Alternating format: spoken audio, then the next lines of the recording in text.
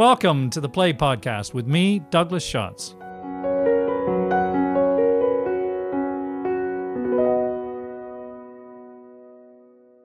Hello, and welcome to episode 112 of the Play Podcast, where I explore the greatest new and classic plays. I'm Douglas Schatz, founder and host of the Play Podcast.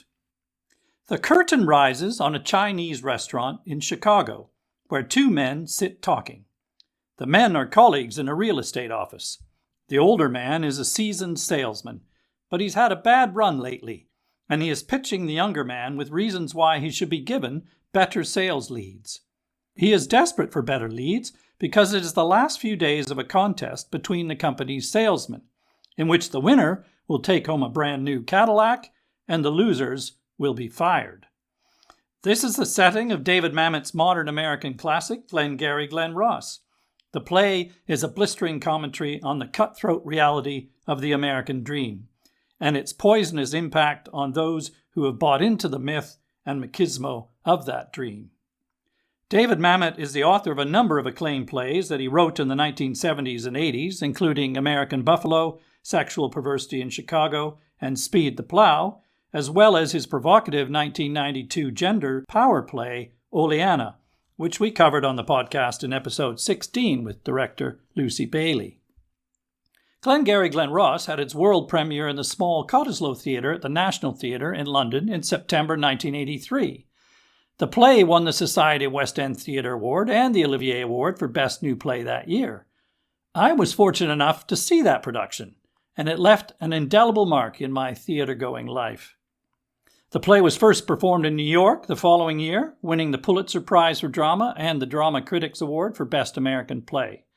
Mamet also wrote the extended screenplay for the 1992 film adaptation of the play, directed by James Foley, which boasted an all-star cast, including Al Pacino, Alec Baldwin, Jack Lemmon, Alan Arkin, Ed Harris, Kevin Spacey, and Jonathan Pryce. As we record this episode, an extraordinary new production of the play is playing at the Old Vic Theatre here in London. I say extraordinary, first because while the play has a cast of all male characters, the actors performing these roles in this production are all female. This is a particularly provocative idea because one of the primary themes of this play is masculine identity, and the salesmen in this Chicago office do not hold back in their display of machismo. The production is also extraordinary for the performances that the female cast deliver and the unsettling power the gender reversal has on our understanding of the play's treatment of masculinity. To explore Mamet's unflinching slice of 1980s dog-eat-dog capitalism, I'm joined today by arts journalist Mark Lawson, who has reviewed theatre for many years for The Guardian and for The Tablet, among others, and who is also a friend of the podcast, having appeared twice before, first in our episode on Tom Stoppard's The Real Thing, and then again in episode 101, when with the critic Michael Billington, we debated the 101 greatest plays. Welcome back, Mark. Thanks so much for joining me. Thanks, Douglas. Good to talk to you. I could have bought you a drink all those years ago because I also saw that production. Fantastic. And did it make a mark on your theatre-going life? Yeah, I mean, hugely. I've just taken down from my bookshelves the Methuen paperback that I bought for £2.95 in the National Theatre bookshop. I have the same edition. Yeah, and it's falling apart, but that's because I have read it so often for each subsequent revival. Well, I was going to start by saying that I believe you're a bit of a Mamet fan. What is it about his work in this play in particular that you admire? Well, we'll take both those. I don't know if you want to go controversial early, Doug, but obviously if you put salesmen on stage, you are having some kind of conversation with Arthur Miller's Death of the Salesman. And I am prepared to say that I think Glengarry Glen Ross is the greater of those two American plays. You're never shy of controversy, Mark. And we can discuss this in the course of this conversation. I wouldn't go as far as to say I think Miller is the greater dramatist, because I think Miller has written maybe 6 absolutely classic plays. Mm-hmm. Whereas Mamet, in my view, has written 2, which are Glengarry Glen Ross and Oleana. I think what's extraordinary about him is that both those plays are astonishingly prophetic, but very unusually for plays. And you see, I think Death of a Salesman has dated quite badly in some ways, But unusually with Glengarry Glen Ross and David Mamet's Early Anna from 1992, as you say, they're revived every few years and they seem astonishingly relevant. In fact, increasingly, escalatingly relevant, both of them. Actually, that was one of my questions at the very end of our conversation, is how relevant do you think it still remains? I'm interested also in Mamet himself. Where does this play fit into his life and career, and where did it come from for him? Well, where it came from is very interesting. Although the title invokes Scotland, and it is a classic American play, it was premiered in London. Now, there's a remarkable theatrical story there, I think. So in my £2.95 edition from 1984, this play is dedicated to Harold Pinter. What had happened is that Mamet was a great admirer of Harold Pinter. Pinter had had a sort of apprentice relationship with Samuel Beckett, that he used to send his plays to Beckett. He would comment on them and would help him. And because he'd benefited so much from Beckett, he did read the works of younger writers when they sent them to him. And Mamet sent him an early draft of Glengarry Glen Ross.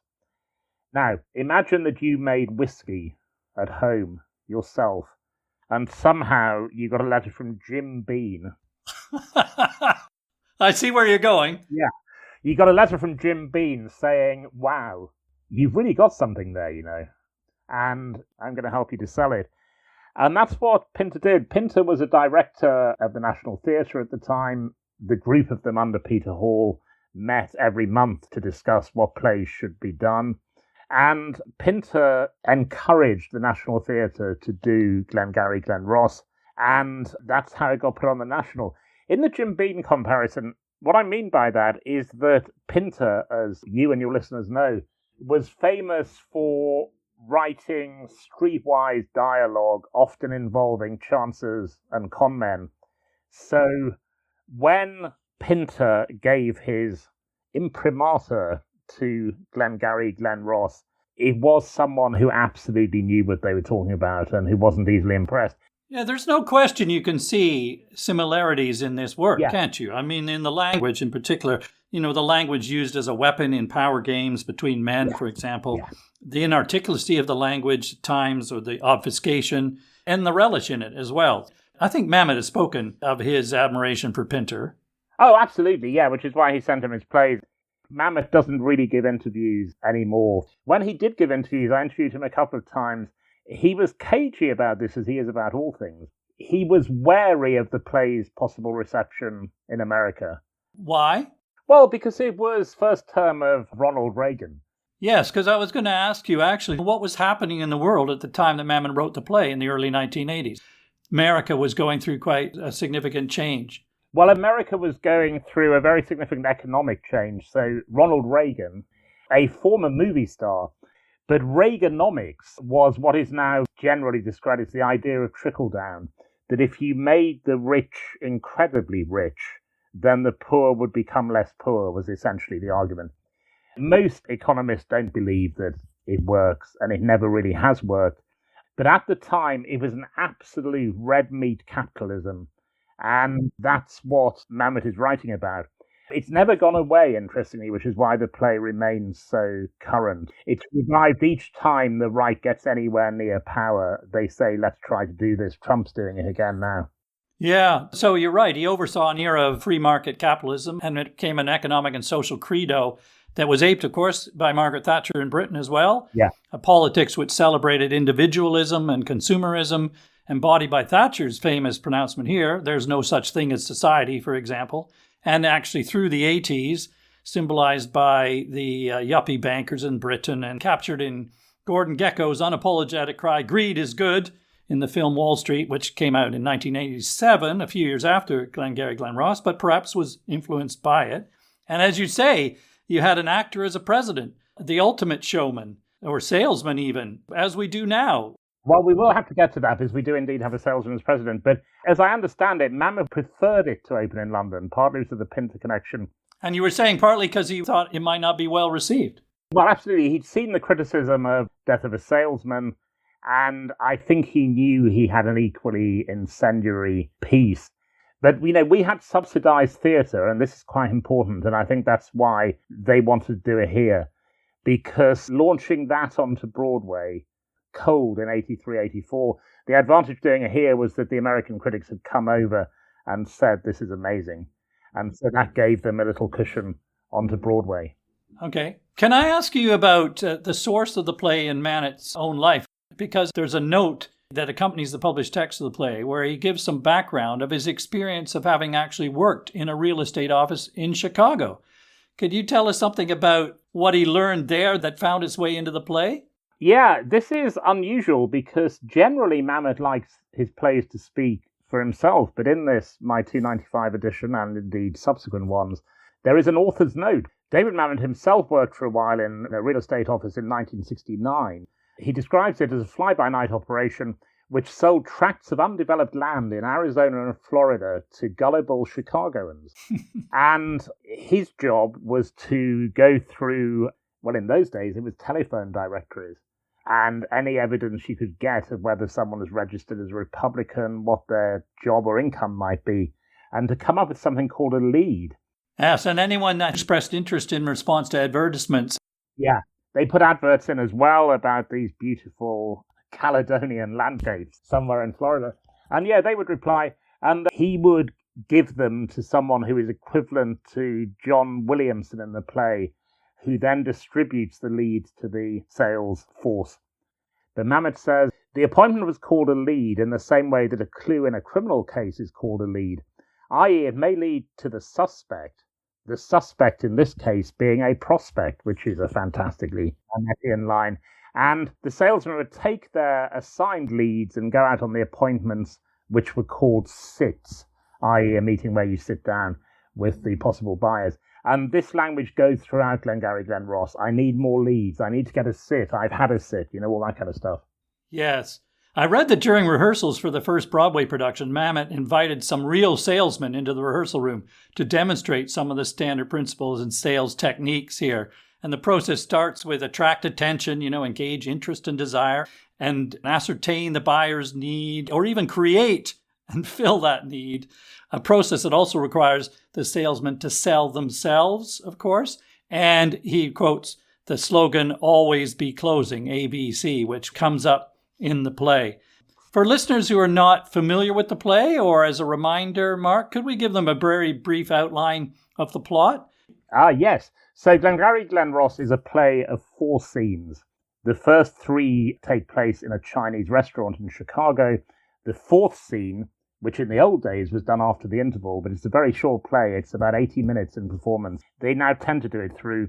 And in the 4th scene, the lights come up and we are in the sales office in Chicago and a burglary has taken place. There are 7 characters. 4 of them are salesmen who we assume to be the 4 who are on the board. And this brutal thing you referred to in the preface, that at the end of the month, the person at the top of the board who has sold most gets a Cadillac. The second best salesman gets a set of steak knives. And the bottom 2 are sacked. Now, this is one of the reasons why I think it's more resonant than Death of a Salesman, because the shock of that on an audience, anyone can empathize with that. Yeah, the stakes are very high. Oh, wow, and utterly brutal. The first 3 scenes are all two-handers in which we're introduced to 6 of the characters. In the first one, Shelley the Machine Levine, who used to be the great sales star, he is pleading with John Williamson, who is the boss who hands out the leads, for better leads. In the second scene, Dave Moss and George Aronow, both in their 50s it's specified, they are talking about how they're falling behind in the competition, and they come up with a plan to break into the office and steal the leads and sell them to someone else and share the money. And then in the third scene, I think one of the most remarkable scenes in American drama, actually, we meet the star salesman of the moment, Richard Romer, and we meet, interestingly, the only customer we meet in the course of the play. We do hear about 2 other customers, Bruce and Harriet, but the only one we meet is James Link. And it's an astonishing scene which many, many great actors have relished. in which some salesmen who see it say you couldn't do it like that. Because what Roma does is this monologue, which is about all sorts of things. It's, it's slightly scatological, it's slightly sexual, it's slightly political. And I think this is why the play is so extraordinary and clever, is at the end of this monologue, he introduces himself. James, I'm pleased to meet you. My name is Richard Roma. And he says, I want to show you something. And he takes something out, puts it on the table. He says, what is this? This is a piece of land. Listen to what I'm going to tell you now. : blackout. Quite astonishing. Yeah, so the thing is, he's just met James Link in the restaurant, in the bar. He's just sidled up to him. Yeah. Completely cold. He knows that he's going to try and sell him some land, but he talks around and around about anything but land until he thinks he's won his trust enough to then put a brochure in front of him, essentially. And then you cut. So you don't know the outcome of that, but you feel pretty confident that Ricky's got an in there. And then I'll just finish off the play quickly. So he's not relying on leads, which is why Roma is the star. He is cold selling, which is the hardest thing to do. You just find yourself in a room with someone you sell. Blackout, second half, ransacked office, and the characters all come back in various combinations, including the return of James Link, whose wife is trying to stop the sale. Yes, which confirms that the previous night Ricky has made the sale, and now his wife wants him to pull out. Absolutely, and then we meet the seventh character, who is a detective who is investigating the theft. One of the reasons I think that Mamet is a great dramatist is that almost anybody else who wrote this play, apart from Arthur Miller, would have a scene of the characters actually selling. We never see that. We don't see it in Death of a Salesman because he's been sacked. He's got no one to sell to. In this, 4 of them are active salesmen, but we cut out just before Ricky Roma starts selling to Link. Shelley, the machine Levine, the former star salesman now being eclipsed by Roma, he recounts in some detail how he has sold to Bruce and Harriet Nyborg. And this infuriates real salesmen to go to see it. He claims that at one point he sat for 22 minutes in silence. Yes. While waiting for them to sign. And people say, no way. But of course, this is what happens in great drama. That almost certainly didn't happen.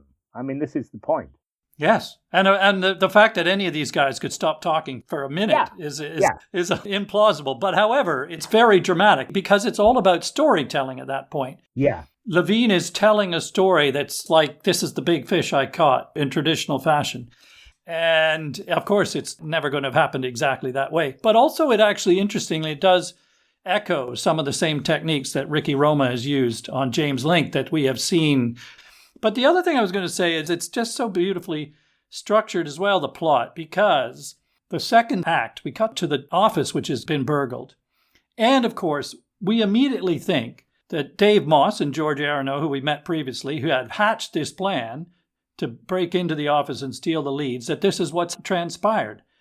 But the whole second act, he keeps us in the dark. He drops hints about who has actually broken into this office. In fact, there's misdirection going on, isn't there?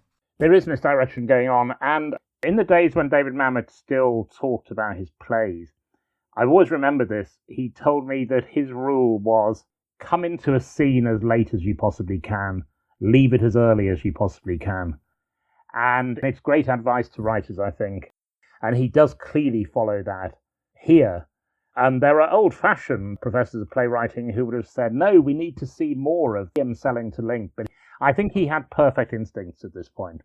Yes, but the misdirections as well about who might have known. For example, when they come in the next morning, Roma says, oh, they stole the leads. How does he know they stole the leads? He's just walked into this. So there's kind of sense of misdirection about who is responsible. And ultimately, there is a surprise. But when the surprise happens, you go, oh, but that makes complete sense, which, of course, is the beauty of the structure.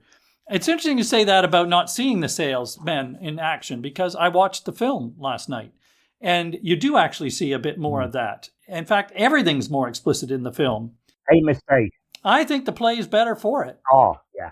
There is even a character in the film that isn't in the play. And ironically, it's one that people remember quite well. It's played by Alec Baldwin. And he plays a guy that's been sent into the office by the owners to rev up the team and to deliver the message that actually you're fired if you don't succeed. And he comes up with the phrase, always be closing, as a challenge. It's the epigraph to the published play. It says, always be closing, practical sales maxim. Yes, exactly.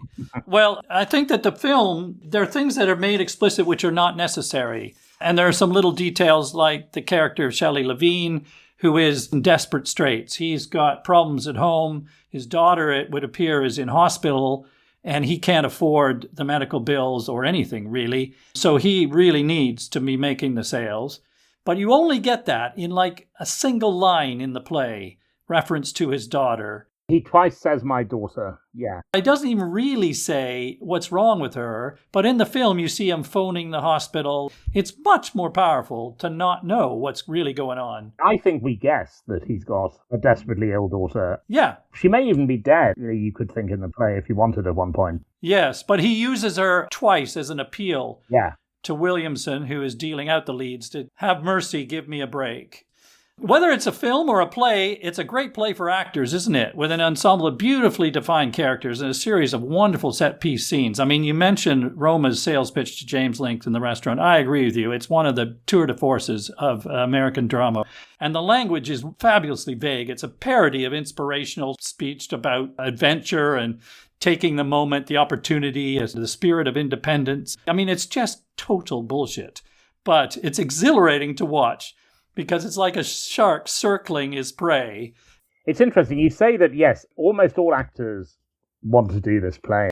With one caveat, they want to do this play, which is learning it, which a number of actors have told me that it is almost impossible to learn, and that all the techniques that they had used, it doesn't work. And that's the core of Mamet as a writer, is his dialogue. If I told you that I was going to take you to a play in which 5 of the first 6 words are John, you might think you were in for a rather depressing evening. But it goes John, John, John, okay, John, John. And the reason actors love it, so Mamet, what he learned from Pinter is, Pinter, who had been an actor, he didn't give what are called state directions in brackets, like furiously at first, but then understandingly. He just wouldn't do it. He said, trust the actors, see what they do with it. Mamet does the same thing, and I think he has learned it from Pinter. More than Pinter, actually. He uses italics a lot, which does give you a hint of the emphasis. The reason actors love Mamet is that Shelley Levine, opening the play, it's an acting challenge. You've got the word John 5 times in the first 6 words. How are you going to do that? And if you hear it done by a very, very good actor, each one is slightly different. You can start with an emphatic John and then go to a more cajoling one. You have all those choices. And throughout the play, there are what actors call choices of that kind, and that's why they love it. Also, you're saying that it's so difficult. I read an interview with someone who did play in the part who said that even when they learned it, they couldn't really learn it until they did it with the other actors and found what they were bringing to it, as you just described, and mostly about the rhythm of it, because there's so much interruption, cut off lines, the way they talk over each other. It's very challenging to get that rhythm right. It's fantastically rhythmic. It's extraordinarily snappy and vivid, very precise, very funny, and profane. I'm going to quote you here, where you said, American Buffalo and Glengarry Glen Ross are regularly revived because they contain the best imaginative representation of real-life conversation since Harold Pinter. But it's not actually real-life language, is it? As you said, it's an imaginative representation of it. Well, we might differ on this. I always say, people who say of Pinter and Mamet, well, people don't actually talk like that. You just listen to people on mobile phones. I counted one the other day where someone said the same thing 7 times. They said, you'll need to pick her up from Mum's. And you don't know what's being said at the other end, but for some reason, the person has chosen to repeat the line 7 times with escalating emphasis. So I think it's true in that sense.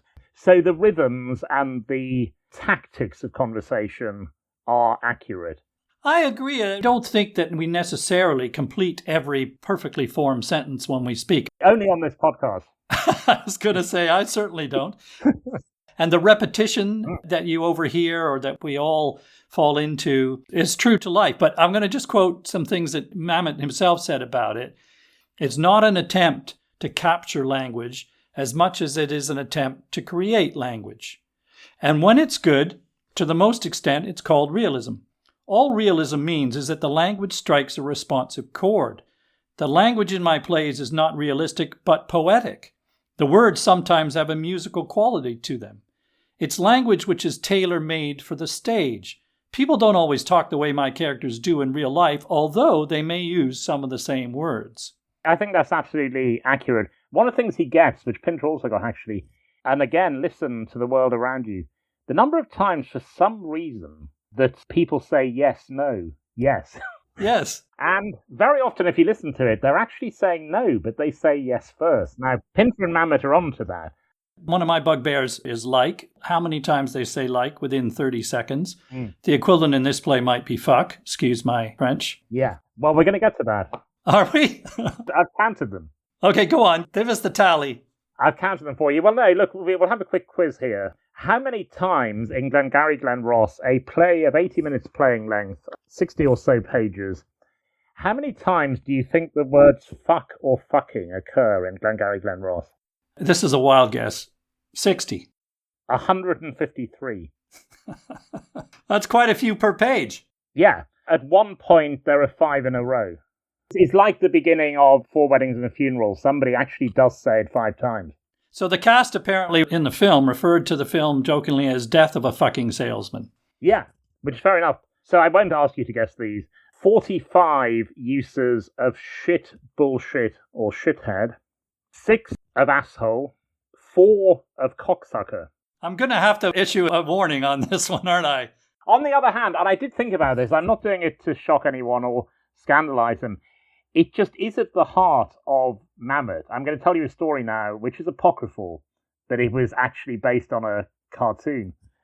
Just after Glengarry Glen Ross opened on Broadway, there was a cartoon, and it was a panhandler in the street holding up their tin, and a classic cartoon business type goes past, pinstripe suit, brolly hat, and he looks at the panhandler and he says, "Neither a borrower nor a lender be William Shakespeare."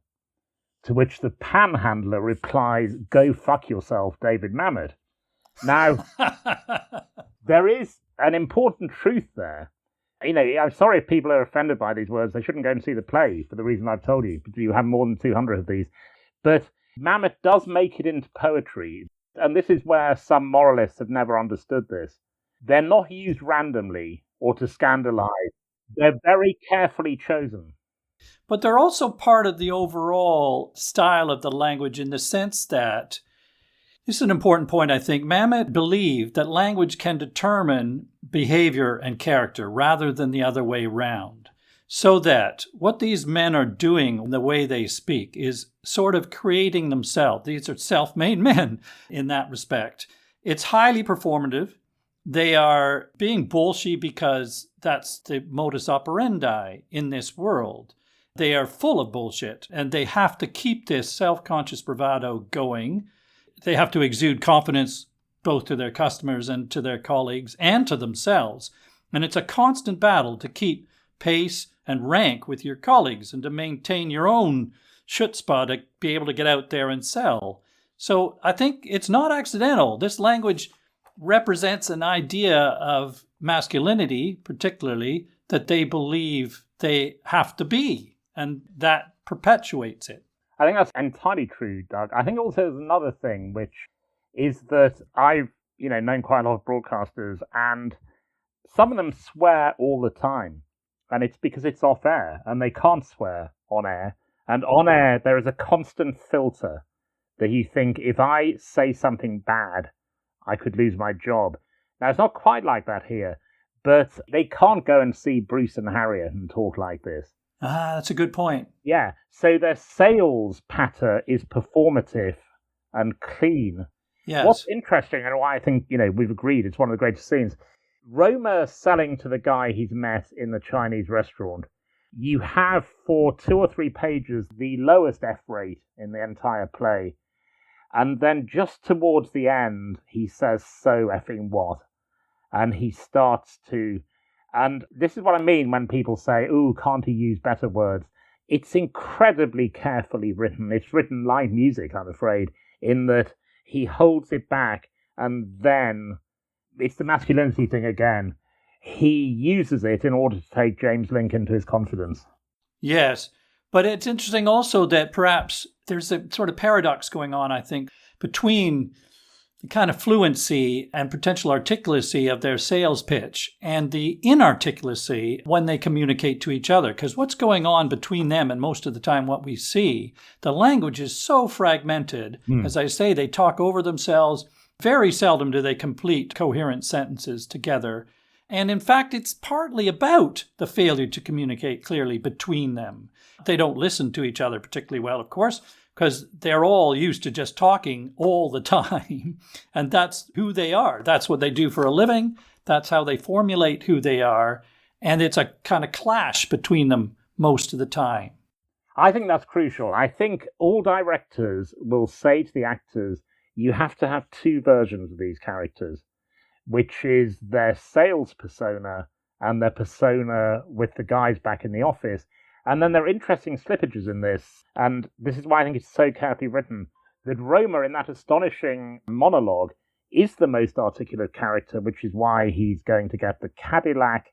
But then when Shelley Levine goes into his story of how he sold to Bruce and Harriet, which may or may not be true, it's probably largely exaggerated, he becomes, in quotation, his sales persona. And I think this is why actors love it, and audiences do indeed. It is incredibly cleverly layered. I would say there's a third layer, which is the beauty of the language in this is the subtext. What they are saying is often covering over what they mean or feel or even fear, and they dance around what they really mean. For example, when Levine has a panic when he's caught out by Williamson in the second act, and he doesn't know then how to respond. He doesn't have the language or the words. He stalls for time. He pretends that he doesn't understand what Williamson's on about when he knows he's obviously caught and is desperately just trying to deflect it. And the other thing, you mentioned music, I thought, in the subtext is that however much we enjoy the vigor and the brilliance of the flow of the language, there is an emotional depth running under the surface. The truth of these characters, of how they feel and what they really need and where they are in the pecking order. And as Mamet wrote, the bass line, not the melody, gives music strength and moves us. I think that's true in the language of any great play, in fact. I think that's absolutely true. And when he did talk about his work, he was very good at doing it. And I think that's unarguable. We should probably say something about the title. So it's pretty clear in the play that they are selling plots of pretty useless swampland in Florida. Glengarry, we discover in the play, is a big set of patches of land, but within they specify. So the one they're selling at that point is Glen Ross. There's another Glengarry one they've sold. There's something called Glengarry Highlands in Florida. And what I love about that is that it's hard to imagine the highlands of Florida, which is the point. It's exactly the point, Doug. The ones they've sold at various points are River Oaks, Brook Farm, Clear Meadows, and Mountain View. Glengarry Highlands. Glen Ross Farms is one. It gives you that idea of the classic American farmland. It's so homespun. Oh, all of that. So I think they're appealing to a variety of fantasies. Yes, absolutely. And that it's actually probably worthless swampland. I mean, Mamet pretty much says that in the account from 1969. Yeah, it's all a sham. Yeah. Sold tracts of undeveloped land to gullible Chicagoans. I said earlier on, I think Mamet is a prophetic writer. And I quoted the number of times various expletives appear. Which word do you think appears 29 times in Glengarry Glen Ross? Well, do I not get a clue even? It starts with D and it connects to President Trump. Deal. Yeah, deal. The word deal occurs 29 times in Glengarry Glen Ross. And the actors aren't doing it deliberately, but you just think deal, deal, deal, the art of the deal. I'm now going to tell you something that fascinates and astonishes me. In 1984, when this play was first done in America, a certain figure was traveling Florida looking for their dream home. They bought a plot of land in 1985, which was not called Glengarry Glen Ross or Mount View Farms. It was called Mar-a-Lago. Great writers don't know they're doing it, but Trump bought Florida real estate in 1985. He's also, of course, a real estate salesman of sorts, right? Exactly, he is that. And that's why I think the play has more and more resonance. Look, not being unfair to Arthur Miller, but Death of a Salesman, it's a pretty bald attack on the so-called American dream. I think an occasionally simplistic one.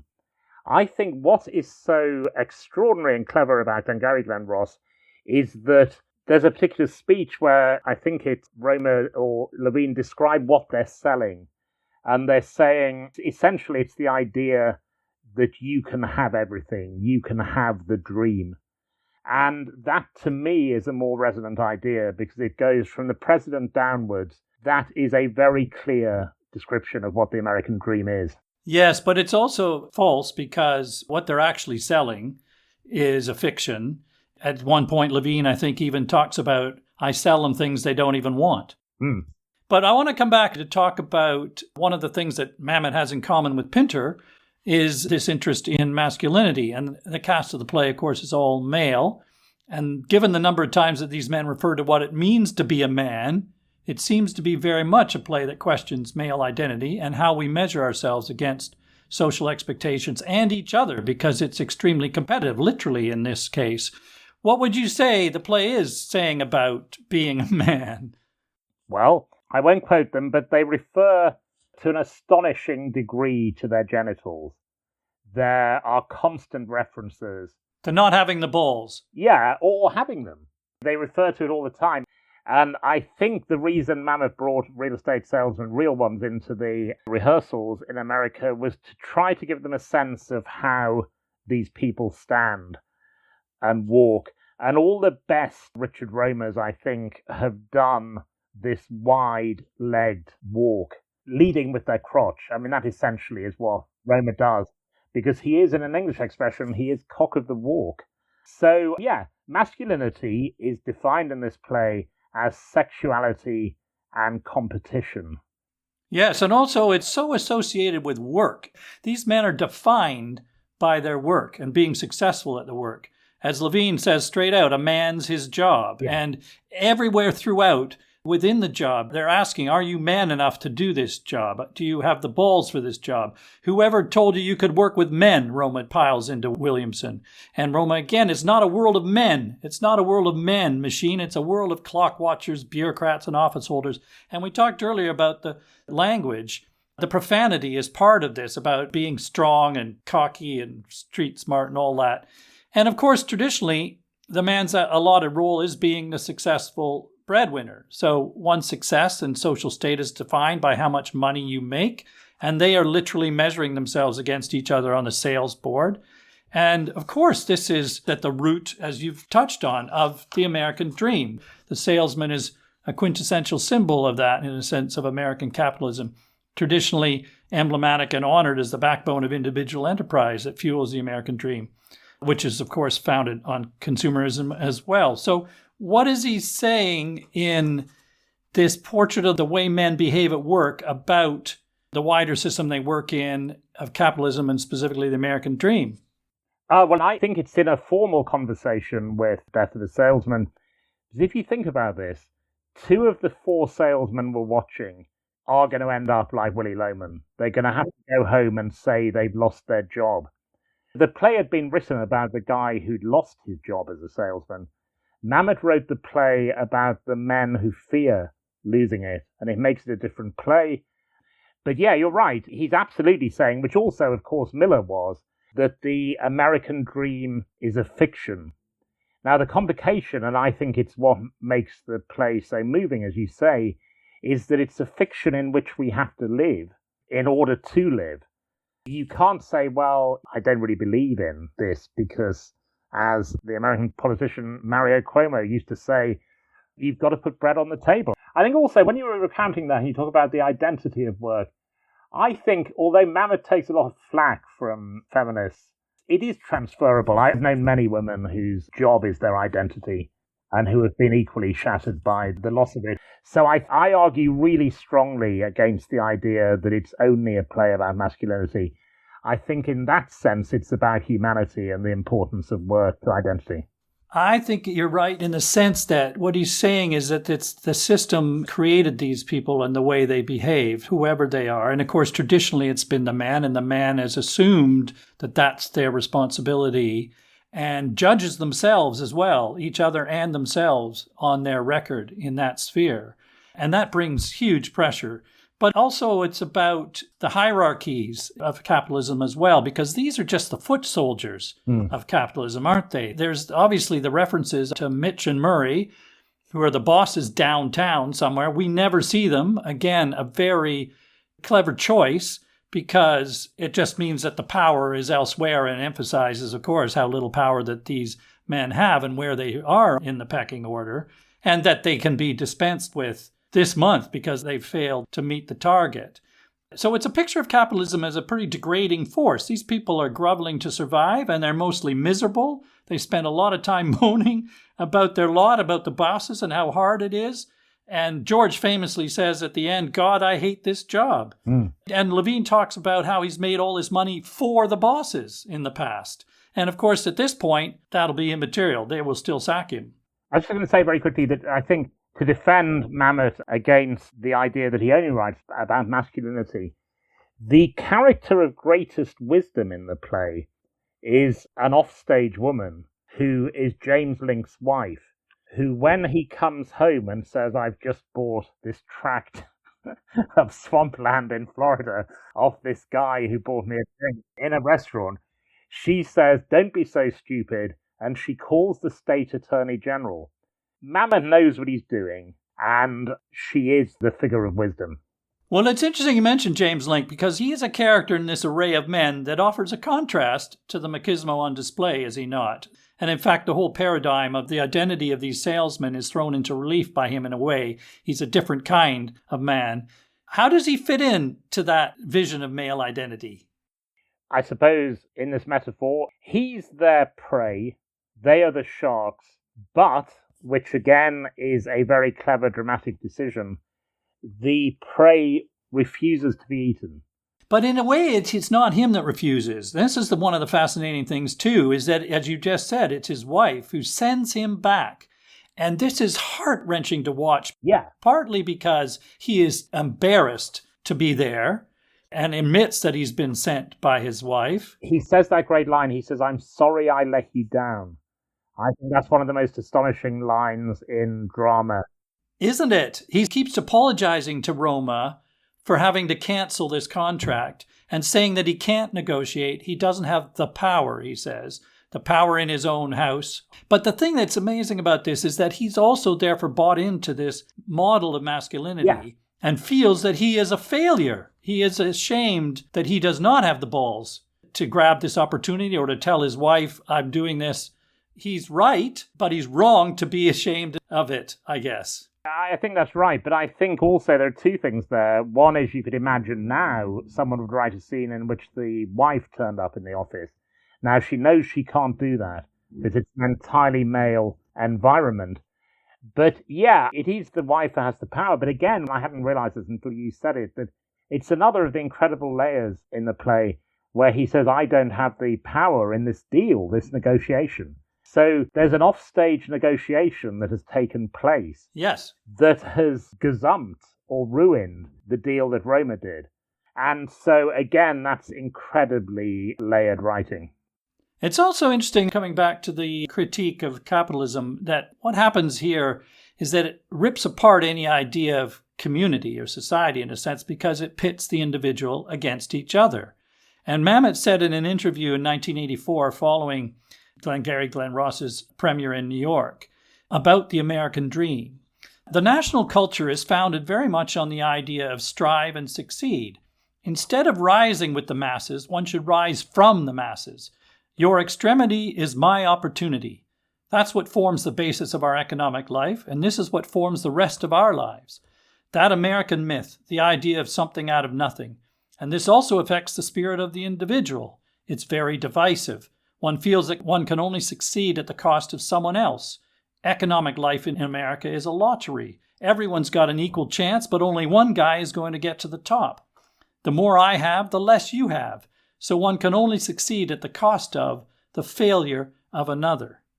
Well, you quoted Mrs. Thatcher earlier, there is no such thing as society, and clearly that's one of the reasons that Harold Pinter responded so strongly to this play. There's another Thatcher story, which is she went to address the Church of Scotland about religious morality, and her text was the parable of the Good Samaritan. She had a very specific point to make. She said the Good Samaritan could only give money to the poor person because he'd made so much. Now, America's current vice president has said something remarkably similar. When St. Augustine says you must give money to the poor, Vice President Vance has said, well, only if you've got some left over. These are remarkable readings of these religious texts. The other reason it's so shocking to the English is that here, people lose their jobs. There is a support system of some kind. To watch this play, and it's the same as Death of a Salesman, where you lose your job, you're done, there's nothing. And that is a shocking thing for all audiences, I think. And I assume, given Broadway prices, it is mainly played in America to the very wealthy. But you would hope that at least some of them are thinking, this could happen. Yes, and actually I would have thought increasingly it has happened to people. Yeah. But one of the things I was thinking about this fragmentation of the collective and the emphasis on the individual, interestingly in the play, there are just the smallest hints of a residual sense that they recognize some fraternity between them, these salesmen. They do share the same challenges and concerns, and there are very few brief gestures of potential mutual support between them at moments, but they're swamped by the reality of their position as individual competitors in the dog-eat-dog model of money-making. I mean, Levine he makes a speech about depending on your partner, that you can't exist alone, he says. But whatever that instinct, within this system, they have to fight for themselves, and they're set up as individual competitors and isolated as such, ultimately. And I think that's also one of the poignant things about the play, is that there's a sense of loneliness around and behind these men. It's a desolate world they inhabit. And that, again, I think that's made by not seeing anything beyond this world. You get this overwhelming sense that beyond the patter of their work lives, there is nothing. We have no glimpse of any other life that these men have, which is deliberate on Mamet's part. I mean, there's just the inkling, as you said, of Levine mentions his daughter, but he also mentions going back to the hotel. Yeah. From which we take he's living in a hotel. What sort of life is this? I think that's true. I think that is the life for lots of men. An Australian relative of mine, when she came to England once, she said, why do all these English men have friends who they hate and who hate them? There's a basic truth there, which again goes back to Pinter. The very aggressive banter between lots of English men, with people who they would claim were their friends often. A lot of men don't have any friends. I mean, famously, men asked how many friends they have will tend to say one or two, whereas women will say, 20, 30, whatever. It's a basic human truth. And he is onto that. You're right. Lonely is a great word. They are lonely. And that speech in Death of a Salesman, where Willy Loman talks about the difference between being liked and well-liked, it's almost unbearable because nobody cares about him. Yeah, and in this case, we don't know whether there is anybody out there, but they're spending way too much time in this world, and this world is creating a competitiveness, and also, I think, it somehow overwhelms or destroys any sense of their morality as well as human beings between them. As Mamet says, they can only succeed through someone else's failure. So the goal is all, and they are not constrained by moral concerns. And we see this, right? They will dupe their customers. They will steal, bribe, or betray their colleagues. And Mamet said, one of the themes of the play is business corrupts, how it becomes legitimate for those in power in the business world to act unethically. In fact, even those not in power are acting unethically here, because the sales process from the start, as we've said, is they are selling them a fiction. It's all false. And we also said at the beginning they're selling themselves, but it's not their real selves. It's a performative self. Yeah. All of it. Duplicity is a modus operandi in this play. It is, and Mamet and many others would argue often in human life, which is again why I think it's a greater play than the Arthur Miller Death of the Salesman. The metaphor of that leaderboard is terrifying. Yeah. And actually, you can be more sympathetic to the behavior of these men if you put yourself in that position that two of you are going at the end of the month based on your performance. Past performance counts for nothing. Yeah, it's capitalism at its most fantastically brutal. Just on the loneliness, essentially, if you look around you, Mamet's onto this. It is, do we say tragic? It's certainly poignant. A lot of business people, what do when they're not doing business? They play golf with other people they do business with. I mean, it's a very, very closed world, that, and he does capture it brilliantly. Yeah, I would hope that some of that's changing and has changed. You're an optimist. I am, but I do think that it's very easy to get sucked in to it. And of course, you made me think, I realized that when I was growing up, the idea of keeping up with the Joneses and the measuring of your conspicuous wealth was just a given. Yeah. I feel like that ebbs and flows a little bit in terms of the values of our society, but it doesn't go away. That's for absolutely certain. And the expectations it creates and the pressure it creates on these characters. Mamet said, I suppose my plays are about the individual's inner spirit. I think that's what it's about. The purpose of the theater to me is to examine the paradox between the fact that everyone tries to do well, but that few, if any, succeed. And this is the real drama that we watch, the way each of these characters deal with the struggle to succeed and the reality of failure. They are all caught enacting their working lives by economic necessity, as you say, and it is capitalism red in tooth and claw. It's survival of the fittest here, but also a sort of compulsion to live up to the myth, to define and measure oneself in those terms. I wanted to talk a bit about what we see of that in each of these characters. Starting with Roma, he's the top dog at the moment, as you said. Aidan Gillen, who played him in 2007, described him as, and more language here, I'm afraid, a cunt with a romantic poetic streak. I was intrigued by that qualifier. Does he have a romantic poetic streak? I think he's pretty ruthless. Oh, no, I think Aidan Gillen is right about it. I think Roma does have the swagger of being the coming man, as they say, that he is in the ascendancy. Yes. But also he's successful, and we do see that in scene 3. Think how charming you would have to be to sell a tract of useless Florida swampland to someone you've just met in a bar. You'd have to be pretty effing good. So yeah, I think that's there in that character. Jack Shepherd played him originally, and he was an incredibly attractive and charismatic actor, and I think the Roma actor needs to be. Yes, well, he is charm personified when he's doing the schmoozing of the deal. Yeah. And Pacino does it brilliantly in the film. That monologue is fantastically written, but you also have to have the charisma to deliver it. But the dark side of the coin is that he's absolutely ruthless as well. I mean, all of that's an act. He pretends he's going to be James Link's best friend. You know, the minute this sails through, that'll be the end of that. And the morality of it, when James Link comes back in and begs him to let him out of the deal, his reaction is not, that's okay, James. He's working as hard as he possibly can. To get the deal back. To get the deal done. In fact, to the point where he's trying to trick him into the idea that he still has time to actually cancel the deal. And it's a brilliant little detail because he says, you've got 3 days, so we can meet on Monday. And James Link goes, but it was Tuesday. Wednesday, Thursday, Friday. And he goes, no, we don't count Saturday. It's not a business day. All of that. Yeah.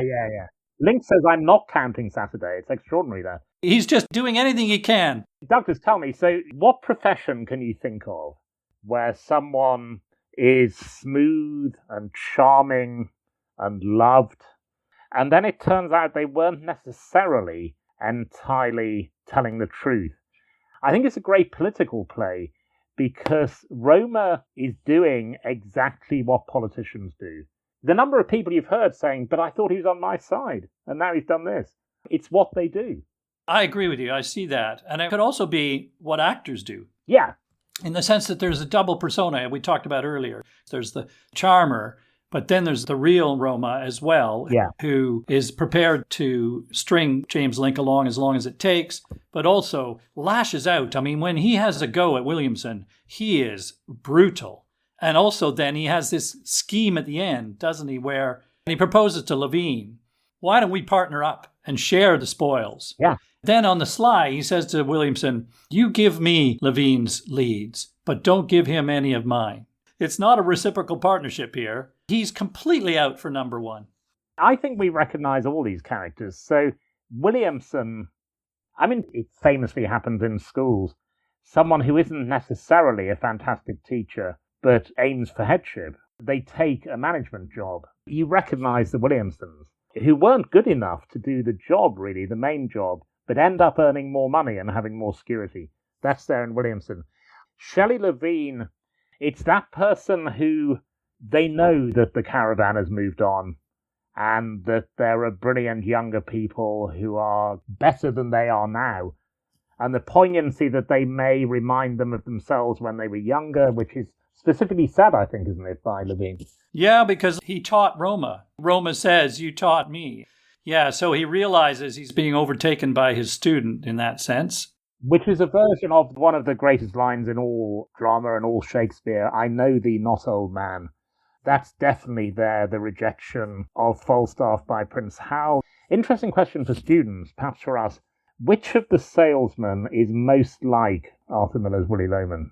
So that is interesting because immediately you think it's Shelley Levine because of his age. There is an analogy in the sense that one of the details is that he claims he has the ear of the bosses, that he can call up Mitcher Murray and he'll have Williamson fired. But we now know or suspect that that is clearly not going to be the case. And that's not unlike Willy Loman, who also believed he could appeal to the boss based on the history of their relationship, and it proved a misguided faith. So I picked up on that. But okay, who else might it be? Well, no, but you see, you get an A+ for this essay. He clearly has the delusional aspects of Willy Loman. The poignancy for me is that I don't think Shelley the Machine Levine is Willy Loman, because I don't think Loman was ever that good as a salesman. Yes. Well, interesting you say that about Levine, because I think there are glimpses of the good salesman he was in his day. Yeah. So just the recounting of the Bruce and Harry at Nyborg, it may be a fiction, but it's a bloody good story, and you can tell that he could spin the story. Yeah. And then there's also the wonderful set piece scene we haven't talked about, but when James comes back in to try and cancel the deal, Roma ropes Levine into pretending that he's a client, and a very prestigious client. He pretends to be the vice president of American Express in Europe, and he's bought tons of land in the past from Roma. And they play these roles on the fly. They're making this up, and Levine falls into it and is able to pull it off. And Roma is impressed by that. So there is a suggestion that he has had it in the past, but the whole thing is passing him by, and it's now going to be too late. He's going to drown. And that scene you mentioned is an extraordinary scene in which they mount a little play in which they're pretending to be somebody else. One of the rehearsal room exercises that some directors do is to go line by line. Is this character telling the truth or lying? If they're lying, are they deliberately lying or are they accidentally lying? Now, you could have a fantastic day doing this on this play. And in that scene, there is pretense on top of pretense. So we talked about personas. They adopt another level in that scene. They do, you're right. And it's so entertaining to watch. Now, let's run through the rest of them then for your comparison to Willy Loman. George Aronow, I mean, the bottom line here is he's not really cut out for this world, is he? No. And may never have been. He's certainly at a low ebb and has lost all his confidence. He's probably too nice for the dirty work of this world. Is that fair? I think that would be correct. So yeah, I think he's the most likely candidate. My strong suspicion is that Willy Loman was never very good as a salesman. And actually, some of the comments of his wife do suggest that. The terrible struggle to make ends meet, week by week, suggests he was never very good. He never went on a spell like some of these people do. So what about Moss, Dave Moss? Where does he rank and how does it pan out for him in this? Because he's the guy who launches the idea of stealing the leads. But another great scene where he suckers George Aronow into being his accomplice, saying to him, you have to do the robbery. because it'll be too obvious if I did it, because I've set it all up. I'm going to sell the leads to this competing agent, Jerry Graff. And I've done all that bit. So it's your turn. You have to do this. And then when George says, I don't really want to do this, he said, well, it's too late. You know about it now. So we have to. Otherwise, you're going to be an accomplice. No, you're right about that. You see, so if only one of the four on the board was to go, it would clearly be Arano, I think. Moss may get swept in because of who the other two, but it's possible to me that this month or next month or a future one, Moss would actually outsell Shelley the Machine Levine, because Moss is fantastically cunning. There is that he's a very good comic writer, Mamet, and there's a moment where Arano says in this kind of wide-eyed way, you're not saying you're going to break into the office. And he says, no. And then he essentially says, no, you are. Yes. And he spends the whole time saying, are we really talking about this? Yeah. And have you really spoken to Jerry Graff? No. What did he say? I mean, it's that kind of stuff. It's brilliant. But yes, I think you're right. I think to some degree he's a survivor. Yeah, he's certainly a fighter. But he may be in trouble because he's going to get shopped, because he did actually set up the robbery. So he's probably going to be prosecuted. And also, I think another classic interesting detail, I don't know, Mark, if I read too much into this, was that when there's this talk about the plan with George and how much they could get for the leads they sell to Jerry Graff, he dances around that. And it's not entirely clear how much, but it's more than he offers to George for his share of it. And I think the suggestion is somewhere in there that he needs to do this because he's in debt. Yeah. And that someone has called the debt on him and he needs it now. Yeah. I think you're absolutely right. And I think, and it infuriates some people, but I think Mamet is right not to spell it out. All these things are left dangling, which, as you say, is why the film was such a disappointment, because in that way that movie producers do, they said, well, why does he do that? That doesn't resolve. You know, the thing I said about Mamet saying, get into a scene as late as possible, get out as early as possible, he does do that here. What would happen in the sequel? We don't know. I mean, unexpected people might go to jail or lose their jobs because they are all quadruple crossing each other at some level. I'm sure corruption is rife through every part of this business, no question. Yeah. Okay, time runs on. Can we talk about the ending of the play, just in a sense of where it leaves us, this picture of this world? I think there's a lovely line. Roman says, we are a dying breed. Mm. And maybe they are, but are they? No, and I think Mamet knew they weren't. He would perhaps have been surprised by Trumponomics coming along and, if anything, going further than Reaganomics. But I think, no, that's an ironic line that they're not a dying breed at all. Some of these dinosaurs will die, but unlike with the dinosaurs, there will be other ones along. We've even seen who some of them are. Yes, that's true. Because actually, these particular dinosaurs are dying. We are watching some of them die in front of us. Yeah. They're being slowly killed or rapidly killed at the end of this month in this competition. So these particular individuals are dying. Levine, I mean, his future doesn't bear thinking about. He's been well and truly chewed up by this system. And what I thought was also striking, Mark, is how quickly the waters close over departed Levine in a sense. Mm. So the actual ending of the play is the salesman just move on. There's been this cataclysmic event in this office, but the salesmen are just straight back on the job because that's all they've got. George's asking if the new leads are in, and Roman says he's heading out to the restaurant where it all began, and you think, oh, he's going to meet another James Link. Oh, but that's clearly deliberate from Mamet, isn't it? That this terrible dance will go on. And I was just thinking, you know, certainly in my childhood, you know, there were people who went door to door selling the Encyclopedia Britannica, which was real Willy Loman stuff. And people would sell brushes door to door.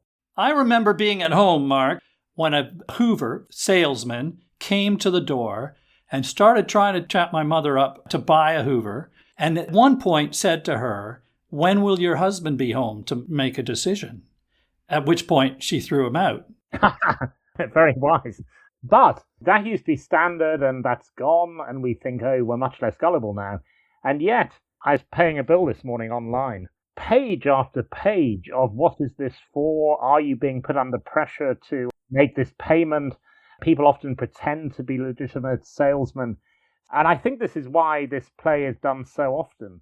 Selling, I mean, both in politics, but also in commerce, is, if anything, more extreme than it was when the play was written. This is a perfect full circle, Mark. Thank you, because as I said at the beginning, my last question was going to come back to saying how recognizable or relevant is the play today. I mean, it is the 1980s, and in this recent production, they don't change the language. Right. It is very much 1980s, and some of the racial attitudes would not be allowed to stand if the play was written today. The gender assumptions, as reflected in the crude language, well, maybe they have moved on to some degree, but there are still pockets of regression.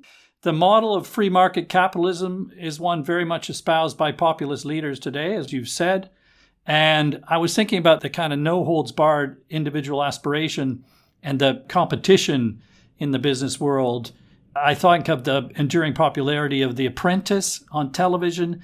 It's always bothered me that this seems to celebrate behavior not very different from the men in this play. Yeah, I mean, we recognize all of this. I think we recognise every single bit. And I said at the beginning that I think that Mamet, although he's written fewer great plays than Miller, he's written two, which are Glengarry Glen Ross and Oleanna. I think they're both prophetic. We'd probably better quickly say, because some people would reasonably expect it. Some people really hate David Mamet now, really hate him. I was going to ask you earlier, he's a controversial figure now. Why is that? It's because he wrote an essay called Why I Am No Longer a Brain-Dead Liberal.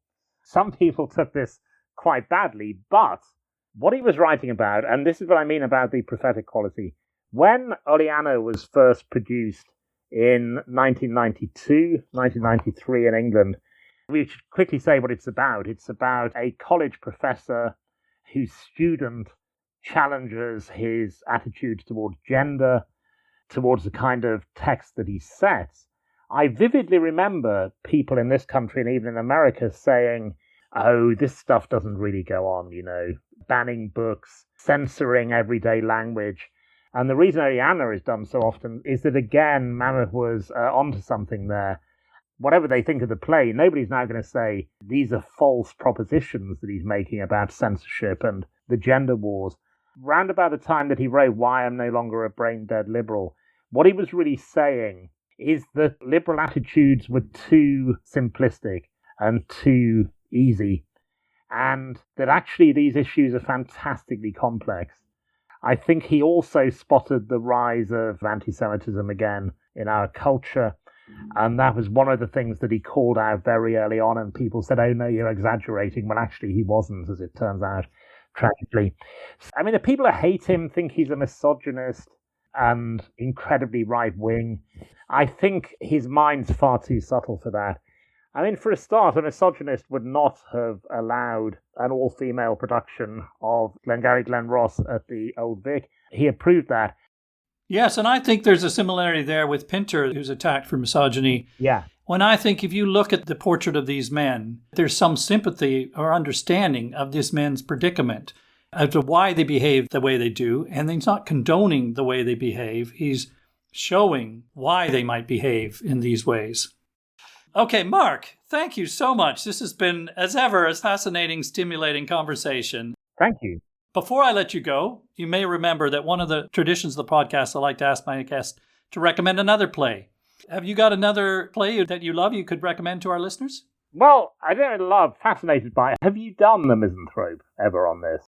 No, and I was hoping I might be able to, but I confess that I did not enjoy the National Theatre's version of that. Ah, well, you see, I saw it last night, and I think there are fascinating discussions around that play. It made me see what an interesting and adaptable play it is. You have this central character who hates everyone, and in this version, which is a brilliant new twist, they're cancelled for being so negative and offensive. So I would urge people to see that production with Sandra Oh at the National. Well, maybe it's a reason to do The Misanthrope. I'll come back to you on that one. Thank you very much. Okay. Right. As the curtain falls and Levine is caught to rights, George sits glumly, waiting for new leads, and Roma heads to the restaurant to take up his usual perch, and possibly to befriend another innocent Mark. It's hard to feel much positive about the prospects on offer for these men's lives. That is, of course, Mamet's point. The single-minded pursuit of success in the competitive jungle that is their working world comes at a great cost. A cost in their personal lives, in their self-esteem, and in their humanity. Roma may be top dog today, but one day down the line, he too may find himself falling behind and unable to close. Thanks for listening. See you next time.